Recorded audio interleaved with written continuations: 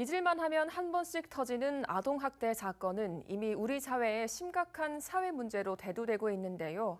저희 BTV 뉴스에서도 지난해부터 아동학대 사건의 문제점과 이 부족한 사회 시스템을 지적해 왔습니다.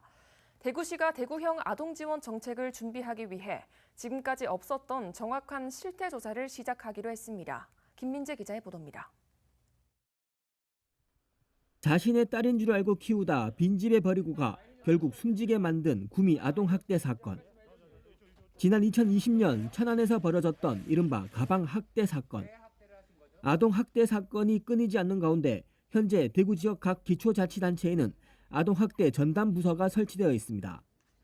아동학대 신고가 들어오면 각 지자체의 전담 공무원이 가정을 방문해 조사를 한 뒤 아동학대가 맞다고 판단하면 아동보호 전문기관으로 이관합니다. 아동보호 전문기관은 이후 아동에게 필요한 심리적 치료부터 보호 그리고 실제 병원 치료 등을 담당합니다. 지난해 대구에 접수된 아동학대 신고는 처음으로 2,000건이 넘었습니다. 지난 2015년 639건에 비해서는 3배나 늘었습니다. 코로나19로 인해 학교나 지역 아동센터 등 아동학대 의무 신고자와 피해 아동의 접촉이 적어진 걸 감안하면 실제 학대 건수는 더 많았을 것으로 추정됩니다.